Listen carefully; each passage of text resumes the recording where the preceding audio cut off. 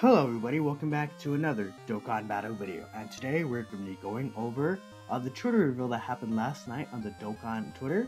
So it revealed actually the EZA information for EZA in Trunks, EZA INT Golden Freeza, and EZA AGL Golden Freeza. They're all very good units. Like, they're pretty insane, honestly. It's a very good batch of EZA units, and yeah, I'm pretty excited to use them. So let's hop right into it. First off, we do have this INT EZA Trunks details. Now, these are the translations I made on my Discord. If you haven't joined that yet, go ahead and do that. I didn't make him too far from when Goresh made his own, but I got them down to the point thanks to the power of Google Translate and being a weeboo. So, anyways, INT EZA Trunks details. He is leader skill, superclass, key 3 and 100% his stats. Now, we already knew that due to Merge Zamasu being the same for extreme class, and they're the same leader skill, so it was basically a good one. His super attack causes immense damage to the enemy, greatly lowers defense, and then superclass allies 30% attack for 1 turn. Very interesting. They gave him the same ability that they had given Merge Zamasu. I thought they would make it a little different, but it's not that bad. You kind of want to be in the first slot, I guess, technically, due to that same with Merge Zamasu, but I mean, pick your poison, I guess. He's a very good unit in the first slot either way. So, if you look at his passive, now this is pretty insane. He changes STR key to INT key, same as always. Attack and defense plus 20% per key sphere obtained. Now, that is very strong. That's like really strong. Like, 20% is a big number. Especially if you consider his super attack 15 and his EZA stats. He has, I believe, around 17.4k attack post EZA, which rainbowed, of course, but that's still very insane. That's super high attack, and that's pretty good. I feel like I might even grab dupes for my Trunks. Maybe 2 dupes from the red coins, because I have them at no dupes, and I feel like I would want to show them off with dupes, of course. So yeah, he's insane.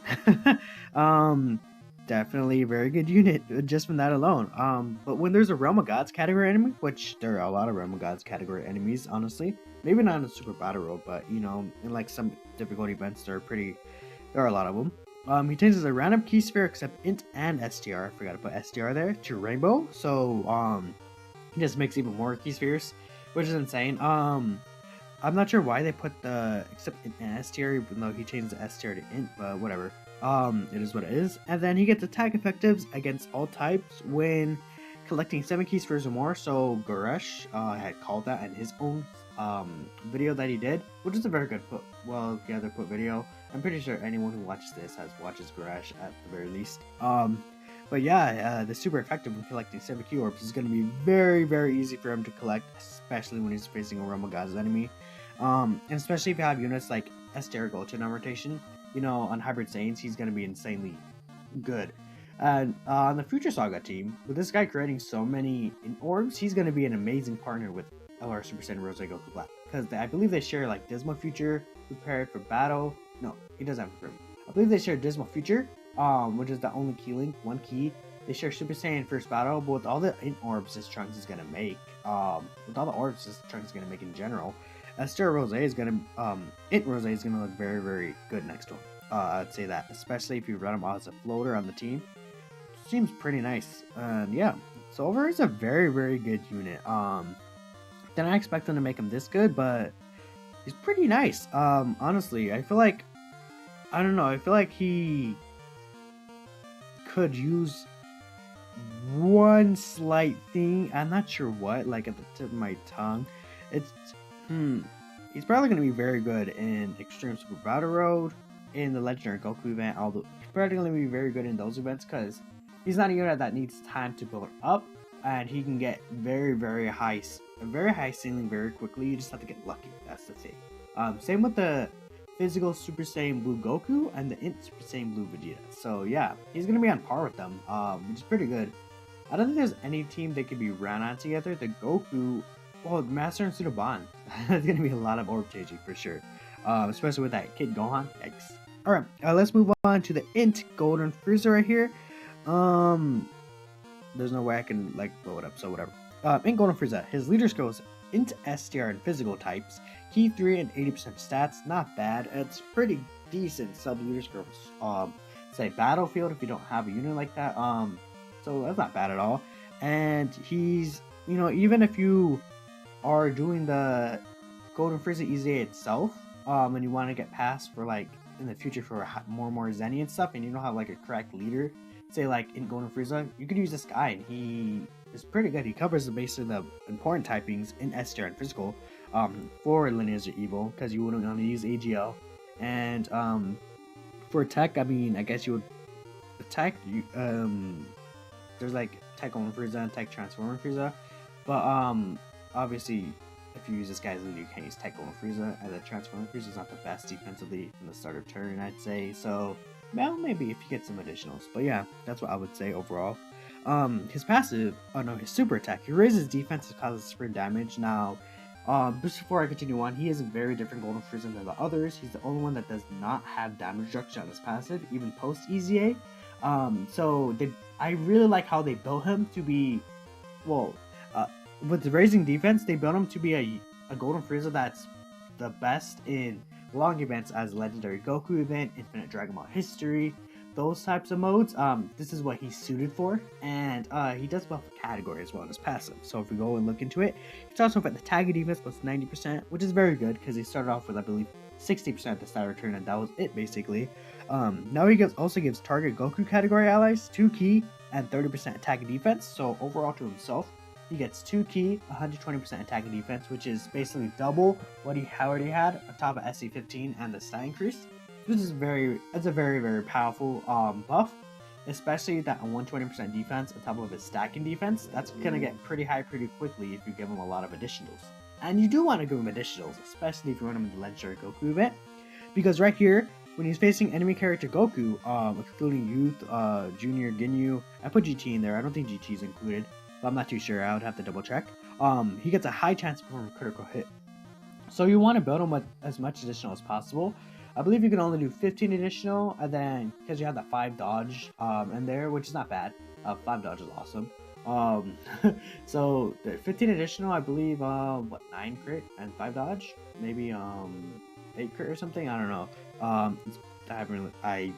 built mine with like mostly crit, so I'm a little sad. But maybe in the future I'll be able to change it. Once I only have like 2 dupes, so obviously a dupe pull I won't use it to change the potential system. Maybe in the future if I feel like changing it or something like that. So yeah, this Golden Freeza is pretty good. I really like how they built him, especially since the tech and AGL one are good. I feel like in most situations they're still better than the INT one. The INT one they build him to have a purpose. And the target Goku category out team, which there's not many 13s running around, but that's still a team for him to be run on. And it's not a bad team at all. It's a pretty good team. Given the key as well is very important. And the extra stats, of course, is the best thing about it. But the key is also like a nice cherry on top, I'd say. Along with that, since raising defense is pretty good. Just in those long events, and the Tech and AGL one are most suited for like shorter events, I'd say. They're still good in the long events, but this guy will definitely be better in the longer events just because of how much you'll heal from INT orbs compared to the Tech and AGL one. Especially if the Tech and AGL one if we fall under the threshold and the Tech and AGL one don't have their full passive anymore, things can become very ugly very quickly since they don't have starter train defense enough, unlike this guy. So yeah. That's what I think of him overall. He's still pretty good. I'd say he'd be pretty decent in Extreme Super Battle Road as well. As a floater, there are some target Goku category allies on Extreme Int. Say like Alarm Metacooler, for example. He's a unit I can think of at the top of my head. I'd have to look into more, but yeah, pretty good units. Now let's move on to the one everyone's waiting for, AGL Golden Freeza. They didn't do much to change him. Which makes sense. So if we go on here, his leader skill is AGL types, key attack plus 35% per AGL key sphere obtained.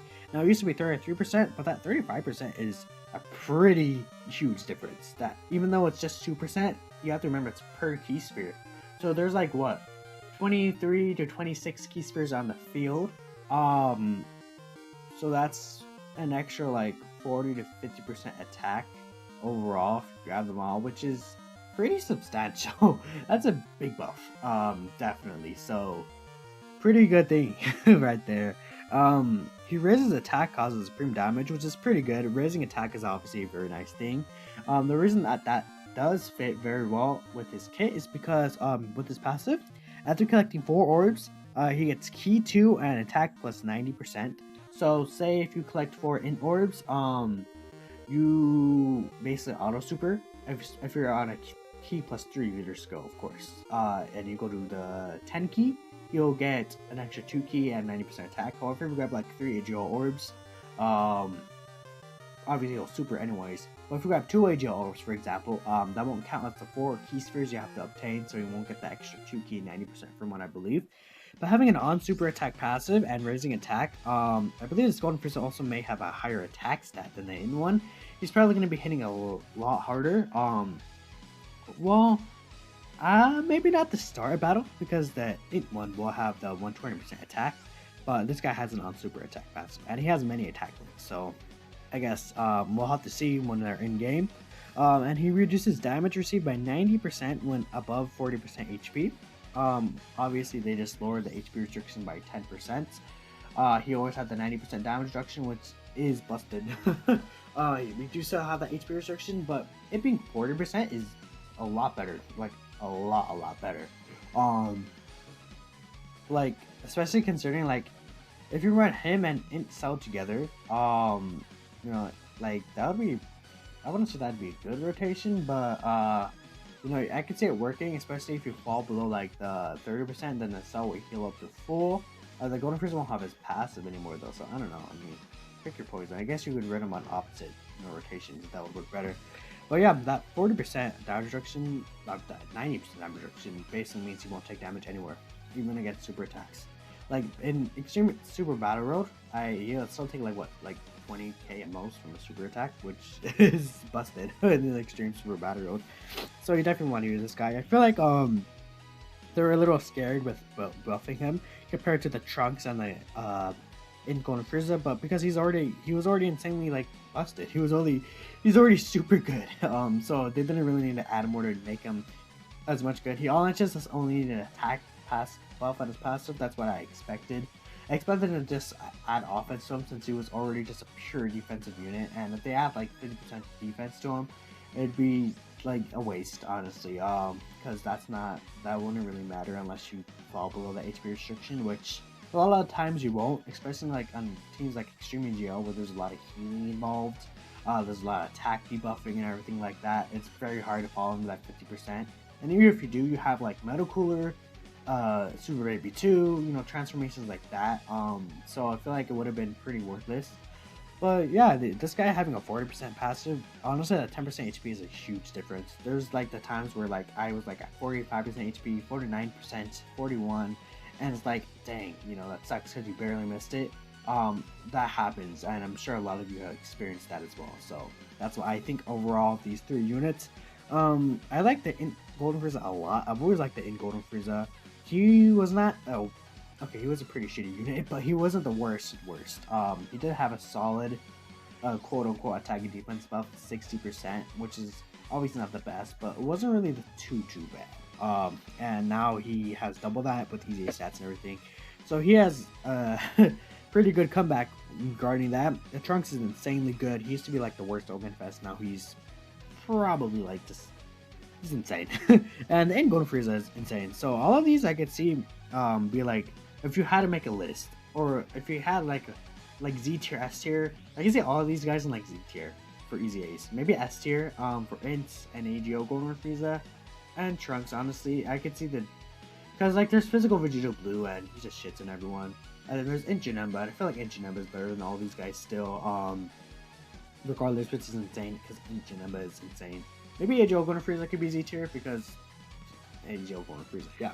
And there's one more thing I want to cover here in today's video. Krillin, we got details for him. Seems like he's an Earthling category leader. At only SSR, he's key 2 and 100% to Earthling categories stats, HP, attack, and defense. There's no further info given at this point, but that's pretty good for just an SSR.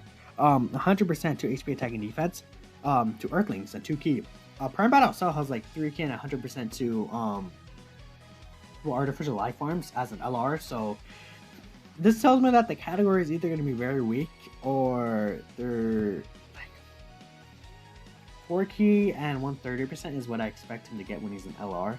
Maybe 150% if the category is pretty weak. Say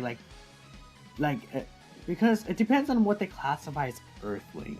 So I was discussing it here. I don't know, like right here. I was discussing it earlier before I recorded this video with everyone in the Discord, and you know I could see it very easily include any Goku. But at the same time, like at the very least, I'll see Kid Goku in there. Kid Goku has to be in there. It doesn't make sense if he's not in there.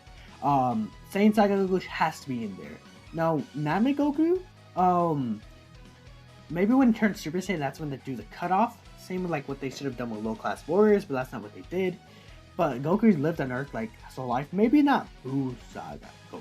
Maybe I wonder like if they'll include specifically Angel Goku, because at that point he was dead. He wasn't an Earthling anymore. So like he was an Otherworlder. So that would make sense in my opinion. I feel like you could say that would make sense. Angel Goku not being on there. Maybe Buu Saga Goku, like when he does a Spirit Bomb and stuff, I'd say that would be on there because at that point he's alive now and he's an Earthling again. So I guess, I don't know, that's a weird thing to consider. I say any Vegeta after the Buu Saga, or Buu Saga and beyond. Maybe not Majin Vegeta, but I can see Majin Vegeta being included in there, but probably not. Super Saiyan 2 Tech Vegeta, Dokkanfest would be on there either way, I think. Any Vegeta, Buu Saga and beyond would be on there, in my opinion, if they include Saiyans in there. But the only thing is that every single hybrid Saiyan would be in there. And I said that right there. Like that would be a problem because it would just overshadow the hybrid Saiyans category. Just hybrid Saiyans plus Goku and Vegeta, and then some Earthlings like Krillin, Tien, Yamcha. It would basically be a Z Fighter category, I guess you could think of it as. But you have to think that the hybrid Saiyan category is now the Master and Student Bond plus hybrid Saiyan category. And the Master and Student Bond category has a lot of other characters that aren't even like pure Saiyans, like say Beerus, Whis, Vados, you know, Champa, for example, units like that. There's a lot of characters who aren't in who wouldn't be in this category that are in Master and Student Bond, so that would help out a lot in my opinion. Like yeah, so any Trunks, future Trunks as well. I thought Piccolo could be in there, but then I thought about it again, and I don't really think Piccolo ever considered himself as an Earthling. But I mean, at the same time, it depends. It depends honestly. And the Pure Saiyan category won't be affected because there's like Kaba, Raditz, Turles, Bardock, you know, Universe 6 Scowls, you know, basically that. So anyways, that's my thoughts overall on this entire predicament. I don't know if anyone said anything else about this. No. Yeah, that's what I think overall. Hope you guys enjoyed this discussion video on, you know, the Earthling category and these EZAs that are insanely broken. And I do hope you all have a great day. Until then, bye-bye now.